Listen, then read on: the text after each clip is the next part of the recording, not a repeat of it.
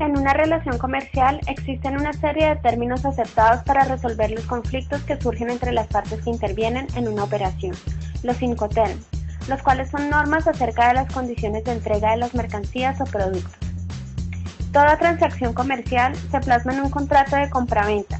En este contrato las partes tienen que establecer quién se hace cargo de los costes de transporte y quién se responsabiliza en caso de deterioro del producto. Aunque estos Incoterms no son obligatorios, su uso está generalizado puesto que establecen los criterios y la terminología comercial a utilizar entre las partes. Estos regulan los 4 grandes problemas que surgen en una relación comercial. Primero, la entrega de las mercancías. Segundo, la transmisión de riesgos. Tercero, la distribución de los gastos. Y cuarto, los trámites documentados, quedando claramente establecidas las responsabilidades y obligaciones de las partes que intervienen en la operación. De acuerdo a los negocios internacionales, cuando se impulsan la venta de mercancías a distintos países y crecen los negocios y la complejidad de estos, suelen aumentar consigo los malentendidos y grandes diferencias en cuestión de costos, pues no se distribuyen bien los papeles ni se delimitan responsabilidades entre las partes.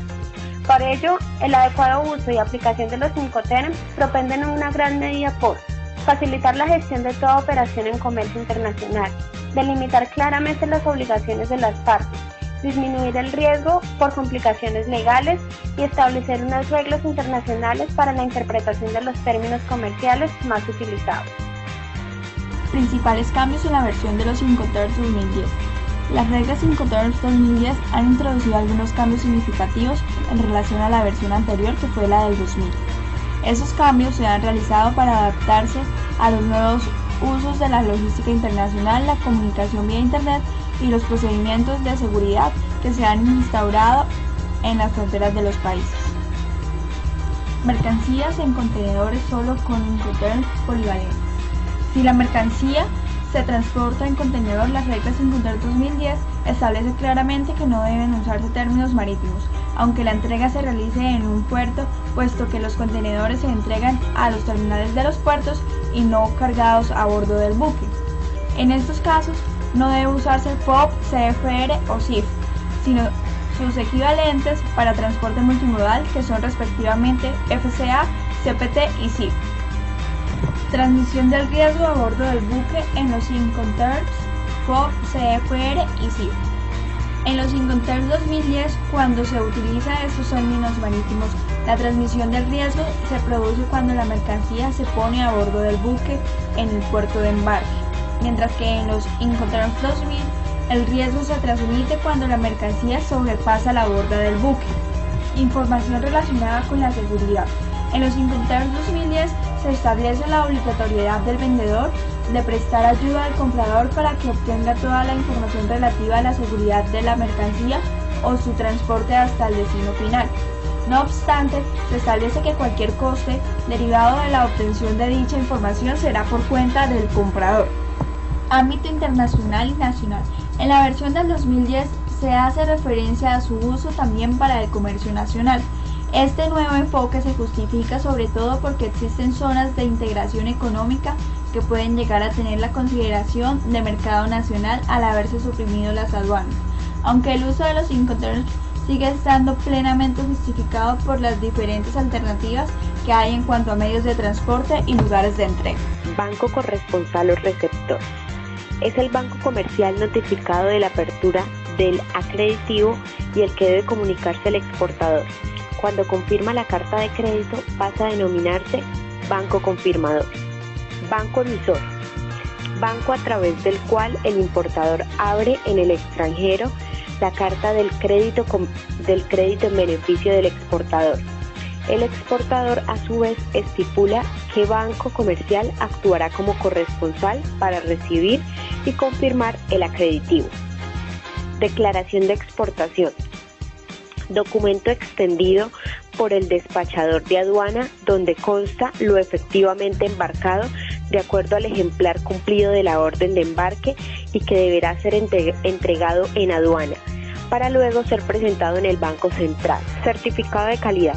Documento expedido por empresas certificadoras o por las autoridades competentes especializadas en control de calidad, para dar fe que la calidad señalada en el documento corresponde a la real.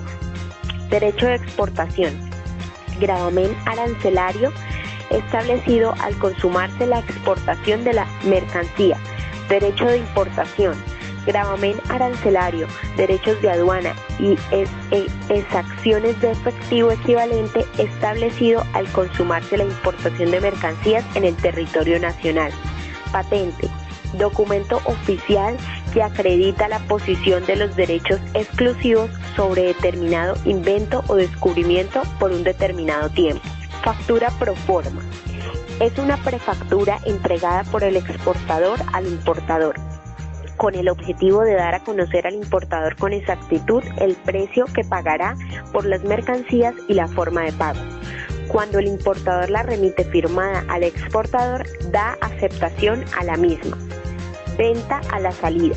La mercancía viaja a cuenta y riesgo del comprador, efectuándose la entrega en el país de origen. Venta en frontera.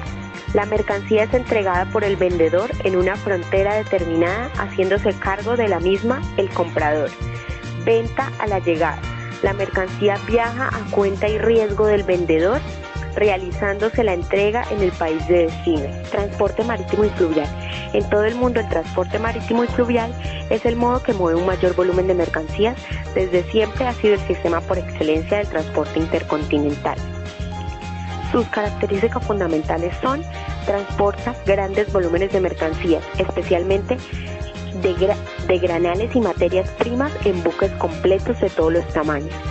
También permite la carga de pequeños volúmenes de mercancía, tanto industrial como para el consumo, ubicada en contenedores completos o en grupajes. Es flexible y versátil. Puede transportar cualquier tipo de mercancía en barcos adaptados y de distintos tamaños. Transporte intermodal. El objetivo del transporte intermodal es la utilización combinada de los diferentes modos de transporte con el fin de lograr un menor tiempo de tránsito, con una menor coste y mayor seguridad. La clave del éxito de la intermodalidad está en utilizar las ventajas competitivas de cada uno de los modos de transporte disponibles, de tal forma que se rentabilicen máximo los recursos que cada cual ofrece. Las principales ventajas de transporte intermodal son: la reducción de los tiempos de manipulación. Existe una reducción hasta un 70% en las operaciones de carga y descarga, así como en la estiba y en la colocación de las mercancías. También hay una disminución de los costes de transporte, como resultado de elegir el transporte más adecuado para cada tramo de viaje. Transporte por carretera. El modo por excelencia dentro del transporte regional es el transporte por carretera, es decir, el que utiliza el camión como medio de transporte. Las principales características del transporte por carretera son: alta penetración y frecuencia. Es el único medio de transporte capaz de realizar un servicio puerta a puerta. Flexibilidad y versatilidad. El transporte de carretera está muy especializado y permite transportar cualquier tipo de mercancía y en las cantidades que sean necesarias. Alto grado de intermodalidad. El transporte por carretera se combina perfectamente con otros medios de transporte, entre los que se destacan camión-tren o camión-barco. Transporte ferroviario. El ferrocarril es un medio de transporte que ha aumentado su cuota de mercado en el transporte de pasajeros, especialmente en los recorridos metropolitanos, es decir, entre grandes núcleos de población y pueblos o ciudades de sus alrededores. Este hecho también se ha dado en recorridos medios entre grandes ciudades en países industriales mediante trenes de alta velocidad que compiten con la aviación regional. Pero la utilización del tren para el transporte de mercados no ha tenido un desarrollo positivo en casi ningún país del mundo, a excepción de Estados Unidos.